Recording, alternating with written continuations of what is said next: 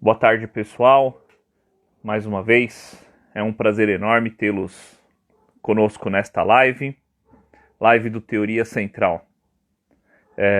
Hoje, nosso convidado, será uma live convidado, nosso convidado é o professor Sidney. Eu vou chamá-lo aqui para o nosso bate-papo. Espero que vocês gostem. O tema é intolerância religiosa. Deixa eu chamá-lo aqui para aguardando o professor para que a gente possa começar. Aí está. Professor Sidney, Ô, boa tarde ou querido, boa noite. Como o senhor está? Tudo bem?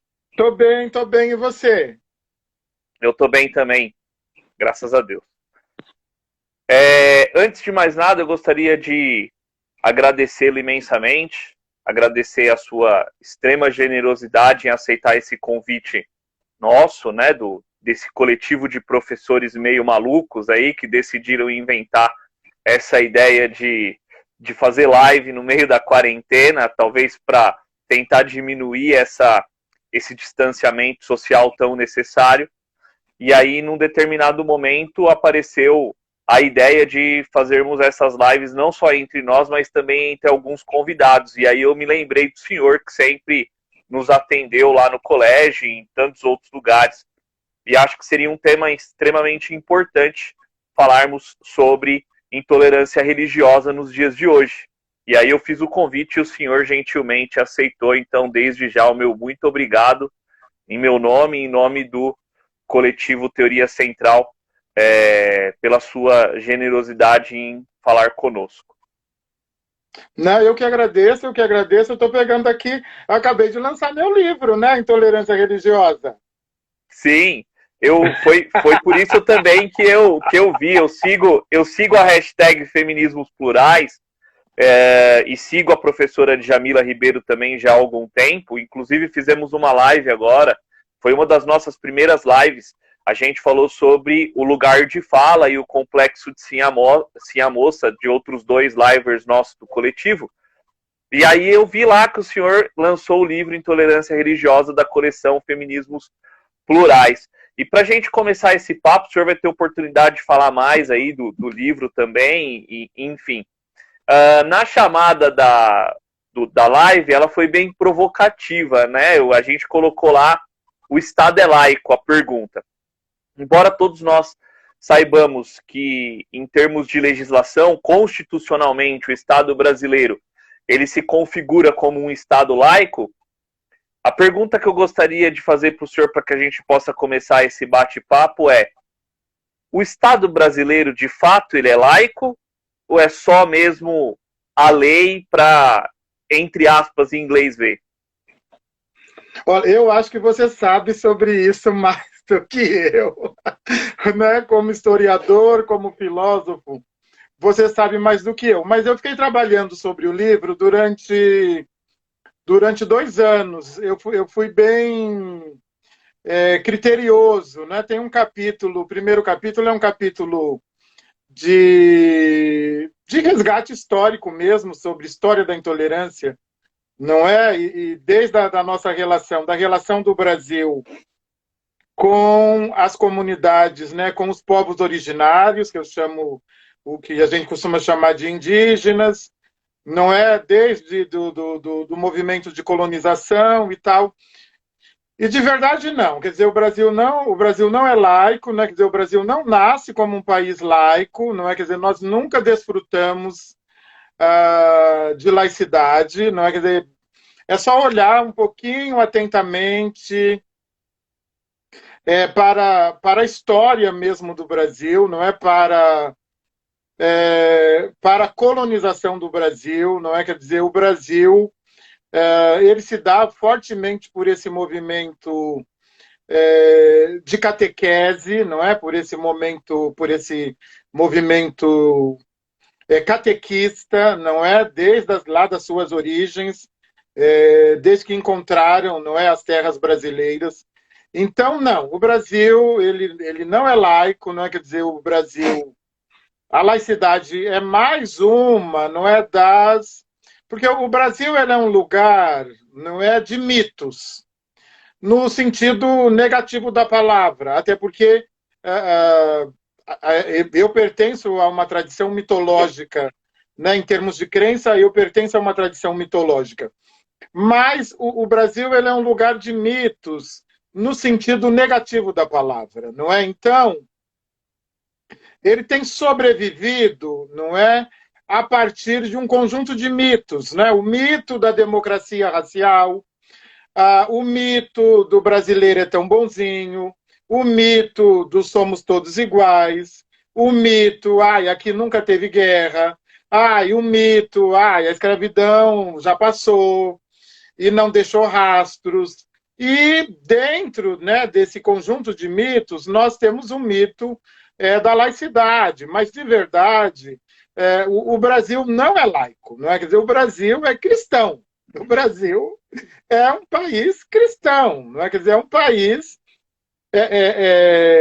edificado, não é, a partir de um discurso da cristandade, um discurso da moral cristã, não da ética, que para mim é outra coisa, mas um discurso da moral cristã, um discurso do binarismo cristão, e tudo, um pouco no Brasil, historicamente, sempre tem uma justificativa que eu considero uma apropriação indébita, né, do cristianismo raiz, pé no chão.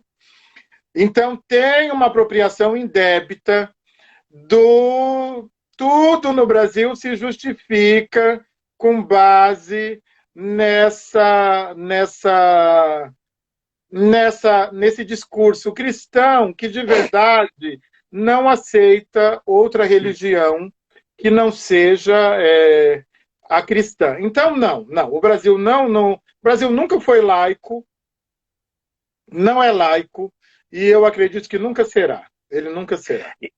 E o senhor falou para a gente que nessa pesquisa que o senhor fez para construir o livro, né, para construir ali a tese central do livro, o senhor direciona essa pesquisa para buscar essa ideia, então, de intolerância. O senhor poderia falar para nós, assim, como que ela não só começa, né, mas como ela também se consolida ao longo dos séculos, e aí eu já vou dar um spoiler, embora eu não tenha lido o livro ainda, né, já fiz a minha encomenda, mas ainda não chegou. Acredito eu que 350 anos de escravidão, que colocou sob julgo toda a história do povo negro e todas as tradições afrodescendentes, isso também acaba sendo um fator importante e contributivo, digamos assim, para essa construção de intolerância. Ou eu estou errado? Não, você está certíssimo. Lamentavelmente está certíssimo, né? As pessoas não gostam muito do discurso que eu às vezes assumo, não é? Um discurso às vezes que lhe soa, não é? Lhe soa radical, não é? Até porque este lugar abstrato, não é, conceitual e de exercício de poder que nós chamamos de branquitude, e aí é importante diferenciar branquitude de brancura, né? Brancura tem a ver com a pele, não é? Branquitude é um lugar ideológico de exercício de racismo, de exercício de poder, não é? Quer dizer, então as pessoas elas confundem muito conceitualmente, não é? Que quando eu falo de branquitude, eu falo de branquitude justamente a branquitude que foi responsável pela escravização, primeiro pela desumanização e escravização no Brasil, de acordo com os números imprecisos, de 5 milhões de corpos de pretos e pretas, não é? Nas Américas, a escravidão se deu de 12 milhões, de acordo com os números estimados que nós temos de corpos pretos e pretas. Então, no Brasil, a história da intolerância está muito associada à história do racismo, não é? No Brasil. Não é? Quer dizer, a história da intolerância religiosa está muito associada à história do racismo no Brasil. No Brasil. Existe um mapa muito interessante, né, feito, inclusive, pelo papado e por associações ligadas à Igreja Católica Romana. É um mapa muito bem feito, eu utilizei nas minhas pesquisas, que fala sobre a intolerância no mundo. Então, nós temos, é um fenômeno mundial, e, ao mesmo tempo, um fenômeno mundial e assustador, porque o que acontece? Hoje, não é só no Brasil, porque às vezes a gente fica achando que isso está acontecendo no Brasil. Não é no Brasil. Quer dizer, esse movimento que nós vemos no Brasil não é novo, não é um movimento novo. É um movimento global. Não é? Quer dizer, o que nós temos hoje é a associação do proselitismo religioso e, ao mesmo tempo, você pega esse proselitismo religioso e desloca para um proselitismo que eu chamo de político. E esse fenômeno não é brasileiro, ele é um fenômeno mundial, entendeu? É da pior qualidade, é um movimento perigoso, mas é um movimento mundial, não é um movimento nosso, não é? Quer dizer, o Brasil é especialista em copiar o que não presta, né? Quer dizer, a cara do Brasil, copiar o que não presta. Então, o que acontece? A história da intolerância religiosa no Brasil está muito associada à história da escravização, não é? De fazer escravos. E engraçado, não é que... Por que eu ao longo do texto, eu parto da história da intolerância mundial e depois da história da intolerância no Brasil. No segundo capítulo, imediatamente, eu desfaço o mito da intolerância religiosa em relação às tradições de matriz africana, e aí, imediatamente, eu já passo a chamar de racismo religioso, porque, de verdade, não é? A categoria semântica intolerância, ela não atende o que acontece conosco das comunidades tradicionais de terreiro. Porque, no nosso caso, o incômodo, não é, daqueles que perseguem as tradições de matriz africana, dessa branquitude, né, sobretudo a branquitude cristã, não é? E aí eu estou generalizando, cristão, católico, neopentecostal, protestante, eu estou aqui generalizando esse nome. Então, o que acontece? Essas perseguições estão muito associadas ao racismo, não é? Quer dizer, a esse movimento etnocêntrico de que corpos pretos e pretas, além de desumanizados, não podem ter uma crença sua. Eles precisam também seguir uma crença hegemônica, não é? Que nós sabemos, né, no caso do Brasil, é a crença cristã. E aí, quando o senhor fala que trabalha a primeira construção semântica do conceito de intolerância e depois, num segundo capítulo, traduz isso, né, para uma ideia, por exemplo, de racismo religioso.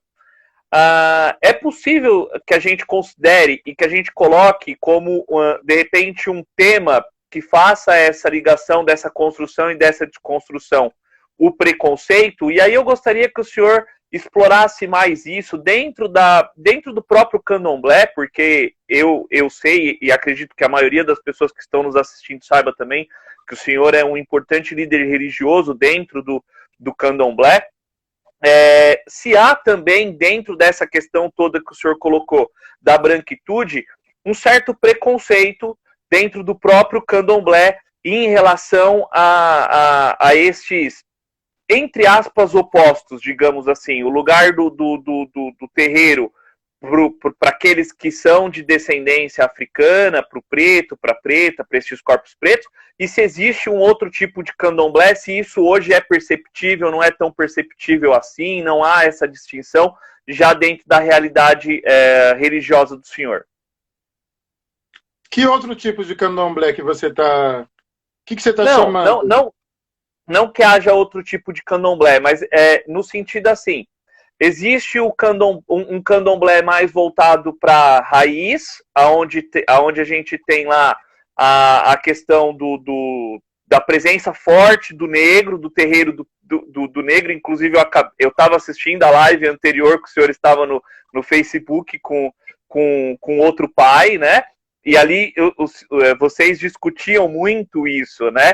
E aí o senhor teve uma fala muito, muito forte quando dizia assim: eu vejo muitos dos meus dizendo que está havendo um processo de branquitude do terreiro. E aí o senhor fala assim: então eu peço para que o preto volte para o terreiro. Nesse sentido que eu estou querendo dizer, se existe essa contradição também dentro do candomblé, que é a expressão religiosa do senhor, né, que é onde o senhor deposita a sua fé, e se há esse preconceito também racial que acaba sendo transcendendo ali, né, para a esfera religiosa. Não sei se eu me fiz entender. Não, se fez entender sim. Olha, o professor, o senhor sabe, né? O senhor é um especialista, não é? Historiador, filósofo, não é? Tem se debruçado sobre as questões humanas e, sobretudo, sobre as tensões. O terreiro, ele não está livre de todas as tensões humanas, não é? Quer dizer, ele também é um espaço em que nós vamos encontrar todas as tensões, inclusive as tensões raciais. A grande questão é que eu tenho visto com muito pesar a despotencialização do que eu chamo saberes ancestrais negros. Porque, como diz Grada Quilomba, não é? O colonialismo é uma ferida aberta, não é? Que não se fecha nunca. Nós que somos pesquisadores, nós sabemos da força da colonialidade, não é? A colonialidade do poder. Não é como diz o Achille Mbembe. Então, existe um poder colonial, um poder colonizador, um poder hegemônico, que também invade o terreiro, não é? Nestes 350 anos de silenciamento, porque de verdade, eu estou aqui conversando com o senhor agora, quer dizer, isso é muito novo. Até ontem eu era mudo, não é? Quer dizer, eu era mudo. Não é? Eu estava na universidade, você sabe disso, e eu estava na universidade quando pretos, pretas, mulheres, periféricos e pessoas começaram a conseguir chegar na universidade. Não é que isso se deu na última década, né? Quer dizer, isso se deu na última década, talvez nos últimos 15 anos. Então, não adianta, o terreiro, ele também embranqueceu, ideologicamente, não é? Nós temos gente de terreiro que apoiou, não é? Quer dizer, que apoiou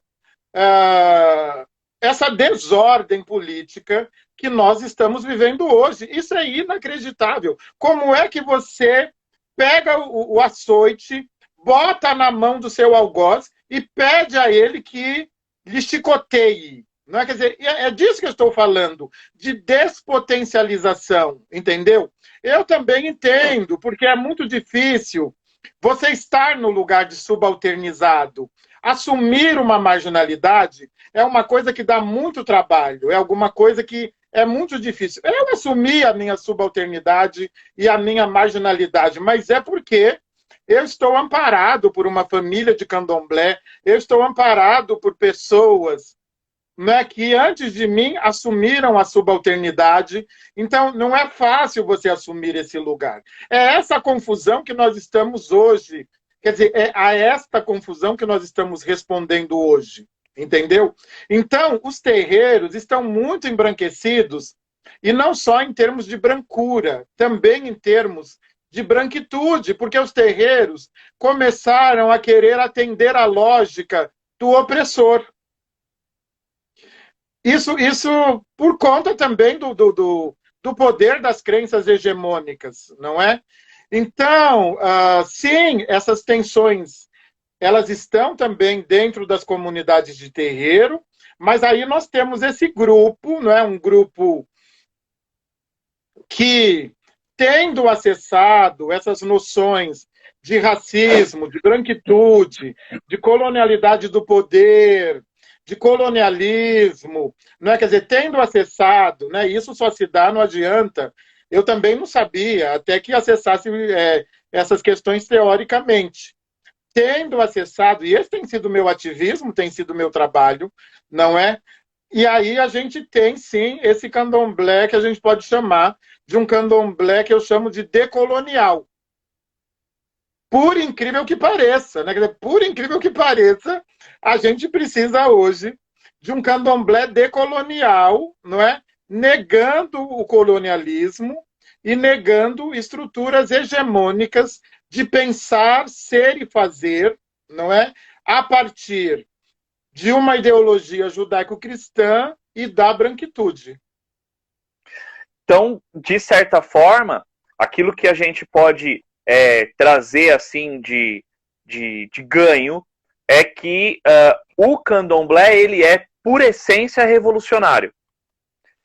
A essência do candomblé é a revolução. E uma vez que você tem esse projeto hegemônico pautado dentro do conceito de branquitude, tomando conta dos terreiros, tomando conta de toda a sociedade, por assim dizer, né? A gente teve acesso àquele vídeo da reunião lá de 22 de abril ontem, onde o nosso ministro, ou sinistro, como alguns preferem dizer, da educação, diz que ele odeia o termo povos indígenas, né?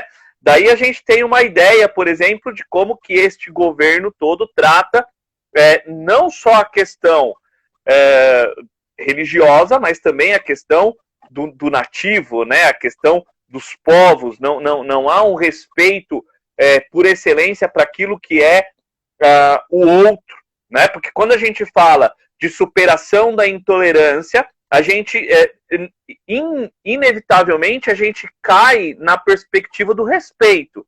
Eu tenho que entender o outro, eu tenho que ter o meu olhar voltado para o outro, para aquilo que é a prática do outro, para que eu possa entendê-lo. E isso de nenhuma forma agride a minha religiosidade, agride a minha fé, né?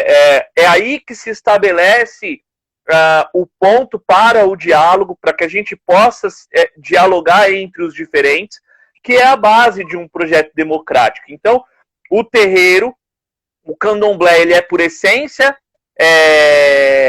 revolucionário, né? E eu gostaria que o senhor dissesse mais sobre isso para mim, né? Dentro dessa perspectiva. Como construir um projeto revolucionário hoje, tendo aí tamanha dificuldade, dado todo esse cenário que o senhor mesmo já apontou para nós? Sim, sim, quer dizer, o candomblé é por essência revolucionário, é por essência um espaço de existência, resistência e reexistência, não é? Ele é, sobretudo, um quilombo, não é? No sentido revolucionário da palavra. E eu venho fazendo esse trabalho que eu tenho chamado, a partir de Luiz Rufino, um teórico, historiador, filósofo nosso, eu tenho chamado de ebó epistemológico. Nós precisamos de um ebó epistemológico, e eu não estou falando que nós, de terreiro, precisamos de um ebó epistemológico. A sociedade precisa de um ebó epistemológico. Nós precisamos recorrer justamente àqueles que eles querem matar. Nós precisamos dos saberes ancestrais dos povos originários. Nós precisamos dos saberes ancestrais dos escravizados, não é? Antes da pandemia, professor, nós já estávamos muito doentes. A pandemia, ela só é a materialização da doença. Essa doença, ela já estava posta, não é? Quer dizer, na medida em que você começa a tomar a noção de justiça em suas mãos e tira ela do coletivo, você já adoeceu, porque a noção de justiça, ela não é individual. Isso está posto para nós no nosso corpus literário de Ifá. Nós temos um corpus literário, não uma Bíblia, mas nós temos uma tradição oral que nós seguimos. A justiça é valor civilizatório, a justiça é uma virtude que nós devemos perseguir durante toda a vida. São 3 virtudes fundamentais que nós devemos perseguir. Justiça, o bom caráter e a ética. Nós temos de perseguir. Não a moral cristã, ética. Ética é diferente de moral cristã, o senhor sabe disso melhor do que eu. Então, é o seguinte, nós precisamos de um ebó epistemológico. Nós precisamos fazer uma grande oferenda ao universo, seja lá o nome que tenha, Criador, Universo, Olorum, Olodumare, Alá, Jesus. Não me interessa, porque de verdade eu tenho dito isso, professor. Eu não sou de candomblé para lhe afrontar. Eu sou de candomblé porque eu nasci numa família de candomblé, do mesmo jeito que o outro nasceu numa família cristã. Eu não sou de candomblé para afrontar a pessoa que não é de candomblé. Eu sou de candomblé porque eu nasci dessa cultura, porque é a roupa que me aquece melhor, porque é o que me significa, porque é o que me faz bem. Eu me debrucei sobre os dados do Disque 100. O Disque 100 é aquele de denúncia contra os direitos humanos. Então, há denúncias de violência contra a mulher, não é? Há denúncias de violência contra os povos originários, quilombolas, contra as crianças, e eu me debrucei sobre os dados de que lá chama intolerância religiosa. Nos últimos 2 anos, esses dados explodiram. No primeiro semestre de 2019, nós tivemos o dobro das denúncias de 2018. E só não temos os dados todos porque o atual desgoverno parou de dar importância para isso, porque para eles isso tudo não existe, somos todos iguais, somos todos filhos de Deus, somos todos tão bonzinhos, então ele vai abafando, porque a gente está na era da mentira e do negacionismo, né? Isso está posto. E veja bem, não há... o ano passado nós tivemos, até o mês de setembro, quando o Disque 100 estava sendo levado a sério, nós tivemos cerca de 500, 600 casos, denúncias de intolerância religiosa. Eu fiz questão de olhar um por um, de ler, está no meu livro depois. Não há uma denúncia contra nós. Não há denúncia contra a Umbanda, contra o Candomblé, contra a Jurema, entendeu? Não tem um cristão dizendo que sofreu intolerância da nossa parte. Então, veja bem, né? Quer dizer, nós estamos sempre neste lugar dos 80 tiros. Não é, professor? Estamos sempre nesses... Eu nem posso falar sobre esse assunto, porque já me dá vontade de chorar. É tão forte, é tão potente, porque quando você começa a se aproximar muito da verdade, a dor, ela é tamanha, não é que você nem pode falar nesses assuntos. Mas nós não estamos no lugar de quem persegue. Então, o que é isso? Eu imagino que isso acaba sendo aquela velha história de toda vez que quando a gente vai falar de racismo ou de antirracismo, acaba caindo na questão do racismo reverso, né? A ideia lá de que o povo negro, quando ele se forma num coletivo, ou quando ele luta, o próprio feminismo, quando também luta, é porque está fazendo um preconceito reverso, um racismo reverso, né? Penso eu que entra nessa mesma ideia. Eu também fui atrás dos... A gente nem tinha combinado, nem tinha falado, mas eu também fui atrás dos dados do Disque 100 e achei um dado interessante na Brasil Escola, falando que há registros de cerca de uma denúncia de intolerância religiosa a cada 15 horas no Brasil. E isso é muita coisa, né? Se você for analisar. E aí tem, para a gente continuar o nosso papo, tem duas perguntas que os nossos ouvintes fizeram e que eu acho importante o senhor explicar, porque muitos dos nossos talvez não sejam do candomblé e não entendem. A primeira, o que é um ebó epistemológico? E a segunda, já nessa mesma linha, é se dentro deste ebó epistemológico que o senhor pesquisou para a construção da tese do livro, o senhor fez essa pesquisa dentro da africanidade, dentro da afrodescendência, né? Se é um ebó epistemológico dentro da afrodescendência. Eu imagino a resposta, né? Eu já sei uma parte da resposta, mas é importante para aqueles que estão nos acompanhando e que não são de candomblé e não dominam tão bem estes conceitos. Se o senhor pudesse explicá-los para nós. Então, a partir da década de 40, nós vamos ter, não é, essa potente publicação que os historiadores que estão aqui conhecem até melhor do que eu, que é o História Geral da África, não é? Então, nós vamos ter essa potente publicação do História Geral da África, acho que 8 volumes, 9, não sei, enfim. Da Unesco, né? Da Unesco, não é? E a partir da História Geral da África, nós vamos, porque ela foi produzida com uma ideia, não é, de lugar de fala, não é? Quer dizer, então agora são os africanistas e os próprios africanos, lembrando que a África é um continente, né? Não é o seu bairro, ou não é o Brasil, é um continente. Então, nós vamos ter este lugar de fala preenchido por africanistas, ou seja, por pessoas, efetivamente, que não vão só falar das africanidades, são pessoas que vivem a africanidade e que pesquisam a africanidade. E a premissa do História Geral da África é sair da margem, não é? Sair da margem e colocar esses povos africanos no centro da história, não é? E essa minha noção de ebó epistemológico, ela parte um pouco para aí. Nós sabemos que a epistemologia ela é filha, né? Uma filha da filosofia, é esse lugar de ciência do conhecimento, não é?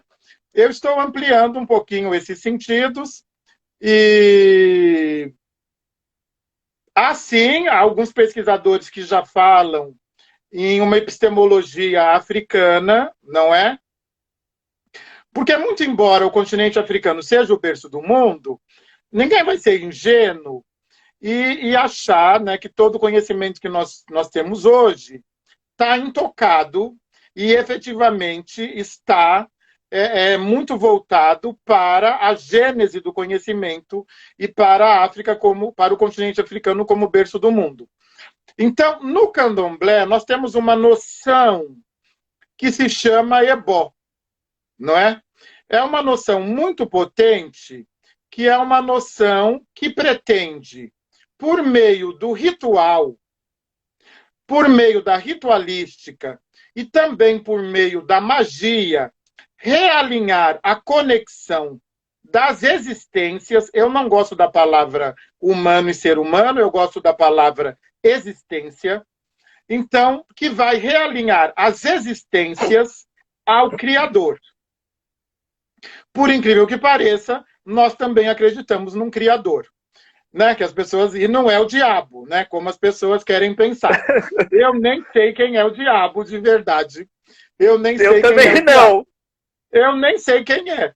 Hoje até eu tenho uma vaga ideia de quem seja o verdadeiro. Se existir, tá ali por Brasília, imagino eu, mas tudo bem. Hoje eu tenho uma vaga ideia de quem seja o diabo. Bom, então, ele tem se manifestado ao longo da história, ele tem se manifestado. Então, ele toma alguns corpos. E não são corpos pretos. Não são corpos pretos. Desculpe, mas não são. Os historiadores vão entender o que eu estou falando. Então, há uma noção de ebó que é uma noção de repotencializar existências. Então, inclusive, né? Inclui o sacrifício animal, inclui ervas, inclui banhos ritualísticos, inclui alimentação coletiva, inclui rezas, como toda religião. Isso não me parece muito diferente. E aí, o que acontece? O racismo, ele nos despotencializou. Ele despotencializou os nossos saberes. A ponto de dizer que orixá mata, de que as pessoas têm o corpo sujo, de que a homossexualidade é algo amaldiçoado, de que a transexualidade é alguma coisa que afronta os nossos orixás, a ponto, inclusive, de nós mesmos. Eu estou num nível hard de decolonialidade, então não me pega mais.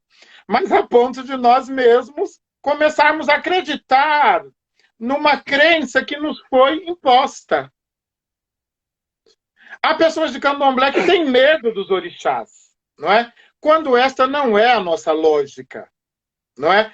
Os nossos deuses não foram feitos para serem temidos. Então, o que acontece? Eu estou pensando, não é, que nós precisávamos de um processo de repotencialização. Inclusive, é o 3º capítulo do livro, quando eu digo que uma epistemologia preta pode curar o racismo. Esse é o 3º capítulo. E aí, o que acontece? Eu tenho trabalhado sobre uma noção de epistemologia de terreiro, ou seja, saberes, pensares e saberes que emanam da relação entre o rito e a realidade. Na verdade, é uma tríade: rito, mito e realidade. Né? Realidade entre aspas, é óbvio. Então, essa noção minha de... Não é minha, na verdade ela não é minha, há outros autores que têm trabalhado com a ideia de ebó epistemológico, mas eu me apropriei dessa noção, inclusive como luta contra o epistemicídio. Não é? Essa noção, não é, que está em Achille Mbembe, né, na necropolítica, está também no Fanon, está na Grada Quilomba, que é a noção de epistemicídio, né? E o epistemicídio se volta sempre contra que saberes? Os saberes negros. Então, é um pouco essa ideia que está posta. Acho que eu fiz um bololô, mas tudo bem, vamos... Mas ficou muito claro. Tem bastante gente até pedindo para que o senhor depois, se o senhor puder, falar mais sobre isso, textos, né? Então tá bem interessante. Tem uma galera querendo saber de autores, textos. Nós vamos ter uma publicação. Trouxe bastante. Nós vamos promover aos pesquisadores, depois podem entrar em contato comigo, nós vamos promover o primeiro caderno temático de epistemologia, de ebó epistemológico, perdão, com essa linha de pesquisa, ebó epistemológico, é uma linha de pesquisa, e nós vamos promover um caderno temático agora no 2º semestre pela BPN, que é a Associação Brasileira de Pesquisadores Negros, e nós vamos lançar esse caderno em 2021. Então, fiquem atentos, que haverá uma chamada pública para uma publicação... não vai ser uma publicação rigorosa acadêmica. A gente preferiu, porque como nós queremos também envolver as pessoas de terreiro, nós vamos optar pelo gênero ensaio. Então, quem tiver interesse, conversa comigo, e eu tenho ministrado pequenos cursos sobre os ebós epistemológicos. sim. Tem uma pergunta que eu acho bem interessante para a gente continuar nessa nossa discussão de intolerância e dentro dessa perspectiva do Evandro. Ele coloca assim, se, deixa eu pegar ela aqui, se houve uma inversão nos praticantes das religiões, os brancos nas religiões de matrizes africanas, né, nas religiões por excelência afro-brasileiras, e os negros, principalmente nas igrejas pentecostais. Se o senhor fez alguma pesquisa direcionada nessa área, se não fez também, pode falar daquilo que é a perspectiva, daquilo que é a experiência. E aí eu queria emendar isso, porque eu faz tempo que eu acompanho o senhor, né, desde que fui seu aluno na faculdade de História, e desde lá eu acompanho as redes sociais do senhor, e o senhor fez um comentário agora recente acho que foi no Instagram, se eu não me engano, no Facebook, não me lembro, mas acho que foi no Instagram, que o senhor falava do candomblé vegano, e aí eu queria que o senhor, aproveitando esse gancho aqui, que o senhor falasse um pouco disso para nós. Ai, ai, ai, ai. Bom, vamos lá então. Evandro, as culturas hegemônicas, não é? Quer dizer, o colonialismo, a colonialidade do poder, como o próprio nome diz, são forças poderosas, não é? Sobretudo aqui na região sudeste e em São Paulo, o candomblé embranqueceu muito, não é? Ele embranqueceu muito, no sentido que eu digo de brancura, não é? Com relação à cor da pele dos praticantes. Ele tem embranquecido muito. E, em contrapartida, as religiões neopentecostais têm empretecido, mas diferente do que acontece, por exemplo, nos Estados Unidos, as religiões neopentecostais no Brasil não são pretas. E também os candomblés não são brancos. O que eu estou dizendo com isso? Eu estou diferente, por exemplo, as igrejas americanas, nós temos igrejas americanas que são pretas, não é? Quer dizer, elas seguem Malcolm X, não é? Quer dizer, elas estão muito ligadas a uma luta antirracista, James Baldwin, não é? Quer dizer, elas estão ligadas a nomes potentes da luta antirracista.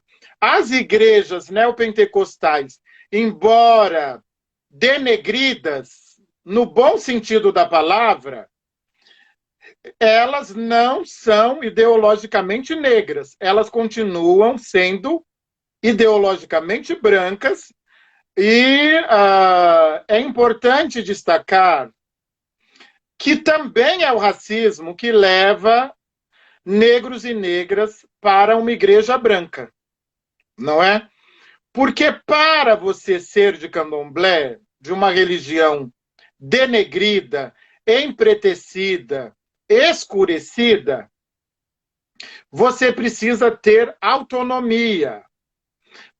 Hoje, para um negro assumir, não é, um candomblé com os seus processos iniciáticos, raspar a cabeça, usar roupa branca, seguir todos os rituais, se recolher, né, de acordo com o que preconiza a ritualística do candomblé. Então, para um negro fazer isso, ele precisa de muita força e autonomia. E isso também implica dizer que ele será rejeitado por parte da sua família neopentecostal. Ele pode perder a esposa, namorado ou namorada, ou companheiro ou companheira neopentecostal. Ele pode perder o emprego. Então, não há vantagem em ser de candomblé se nós entendermos a sociedade capitalista na qual vivemos. É um exercício sobre-humano para um negro ser de candomblé, porque ele volta para a sua ancestralidade, ele volta-se para a sua negritude, mas ele fortalece os estigmas que lhe são impostos. Então é muito mais fácil colocar um paletó e gravata e a Bíblia embaixo do braço e me parecer e fazer parte do rebanho branco. Ali eu posso conseguir um emprego de um irmão, eu posso ter um pouco mais de prestígio, eu vou ser mais aceito, não é? As pessoas não falam isso, mas eu sou um cientista antes de ser religioso. Não é? Quer dizer, essa é uma análise sociológica. Não é? Eu não estou falando blá, blá, blá, não. É uma análise sociológica sobre o poder do capitalismo, das culturas hegemônicas. É difícil ser negro no Brasil. É muito difícil. É muito mais fácil embranquecer, inclusive com as religiões brancas. Não é? Agora, o branco no candomblé é muito tranquilo para ele. Eu nem estou dizendo que ele não sofrerá preconceito. Ele sofrerá também. Não estou dizendo que ele não sofrerá. Mas ele é branco. Não é? Quer dizer, branco. O mundo é dele.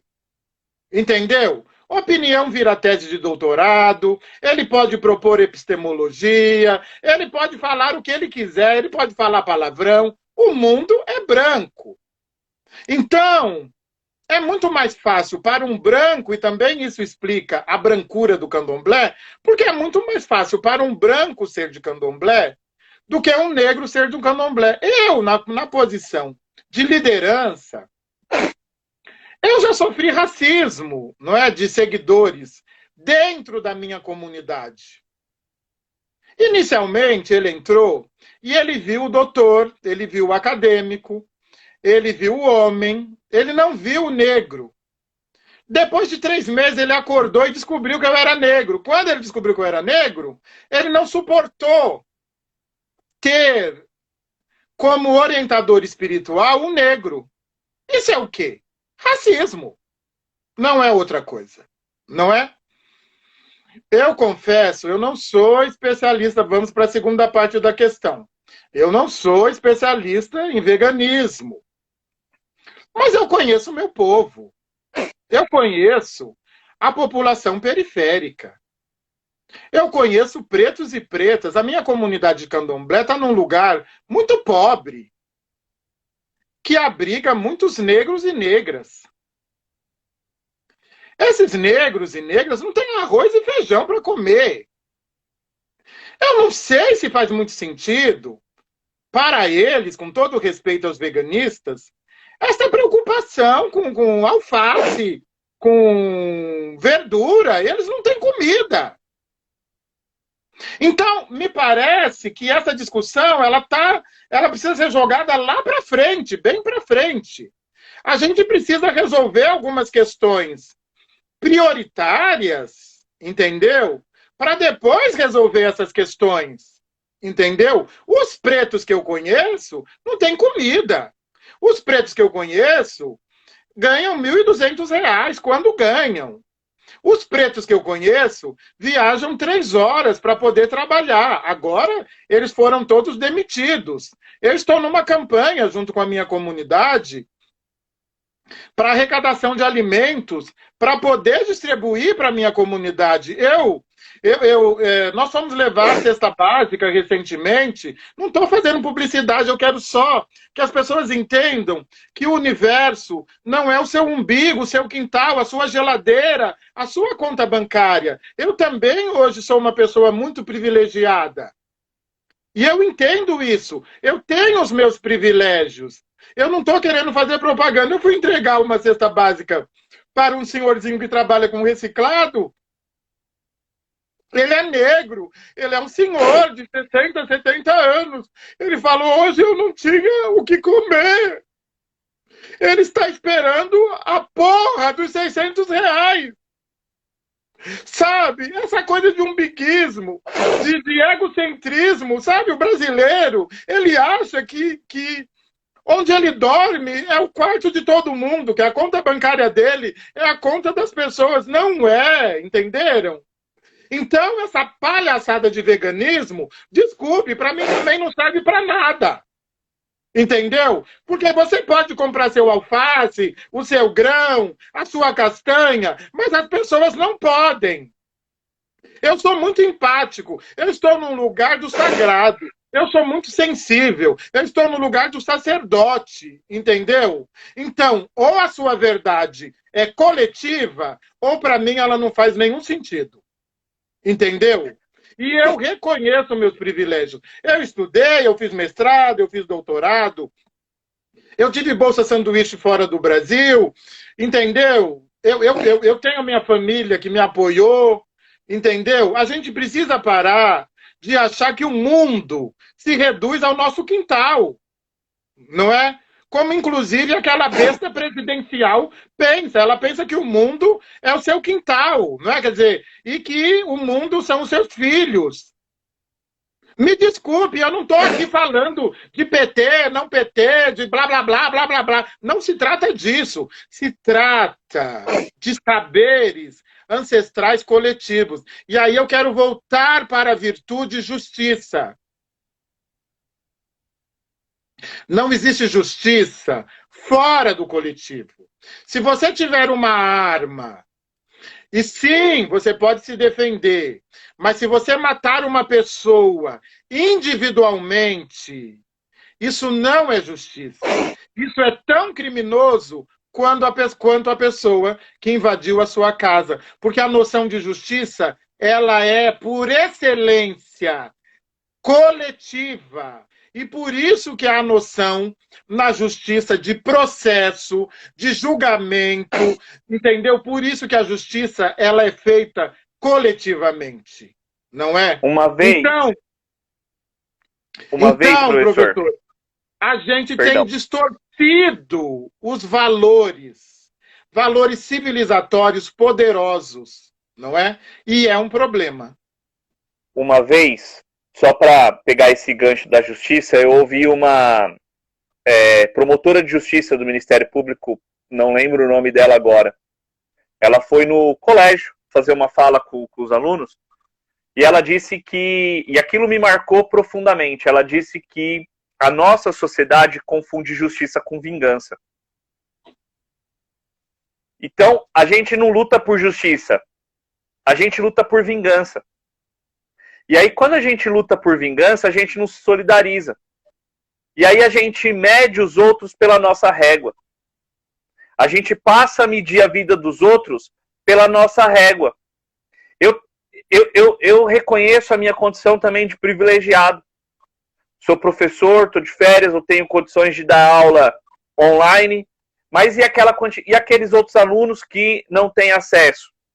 E aqueles outros tantos de profissionais que perderam os seus empregos ou tiveram suas cargas reduzidas, seus salários reduzidos, e tantos outros que passam fome, estão passando fome neste momento.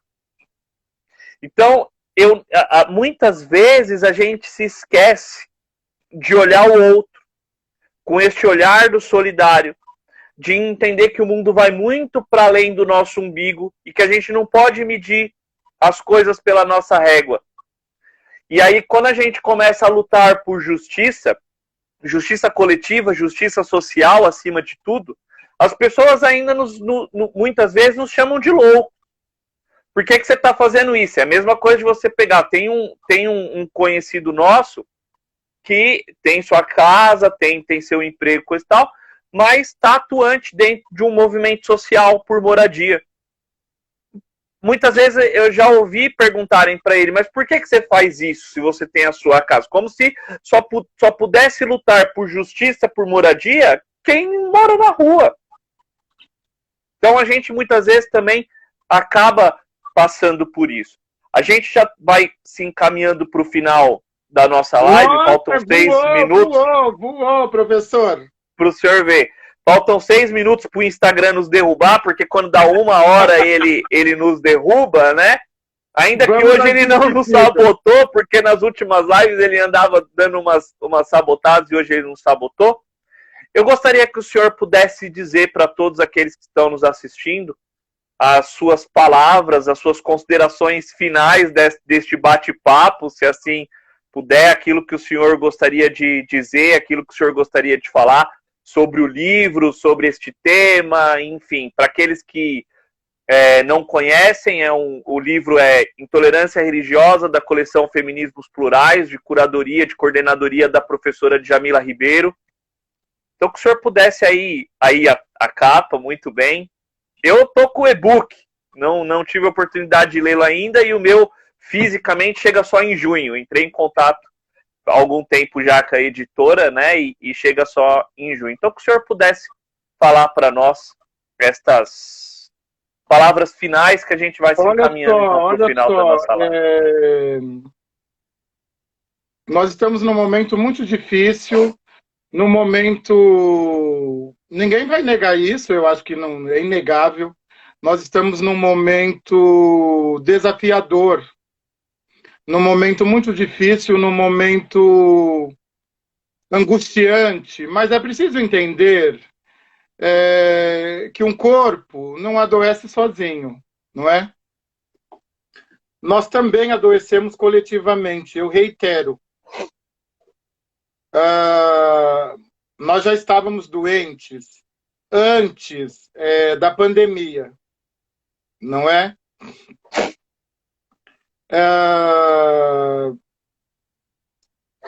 Esse jeito de pensar e de viver, que é um jeito dogmático, não é? Quer dizer, o dogma é um lugar fossilizado, cristalizado, e ele é um lugar muito perigoso, não é? Porque quando você assume o dogma para si e se alimenta do dogma, não é? No sentido que vem, o radical de dogma é o mesmo radical de redoma, e eu estou muito assustado, porque me parece que algumas pessoas estão efetivamente com uma redoma sobre si. E elas transformaram essa redoma em alimento, e elas ficam, inclusive, criando mentiras para poder não retirar a redoma de cima de si. Essa é a metáfora que eu vejo. E nós, não é, que não queremos estar sob a redoma, viramos os inimigos, não é? Então, me parece que colocaram uma redoma sobre o Brasil, e nós que não queremos estar sob a redoma de farsa, de mentira, não é, de miliciana, não é, da pior qualidade, nós começamos a ser perseguidos. Você não faz ideia dos ataques que eu sofro, e eu nem me posiciono politicamente já para me proteger, porque eu não quero ter de ir para fora do Brasil. Então, esse pessoal da redoma, do dogma, é tão doente que eles se alimentam, não é? Do próprio ódio gerado por eles. Isso é patológico, então isso é doentio. Eu quero dizer, não é? No sentido mais potente da encruzilhada de Exu, que a encruzilhada é de Exu, a epistemologia de terreiro é exuística, esse lugar de convergência de estradas diferentes, é disso que se trata a encruzilhada. Que não se preocupem, a encruzilhada sempre estará lá, e nós poderemos voltar para ela e fazer novas escolhas. Nós temos a encruzilhada como lugar de aconchego, como lugar de convergência e divergência, e lugar filosófico, para o qual nós podemos voltar e nós poderemos fazer escolhas menos adoecedoras.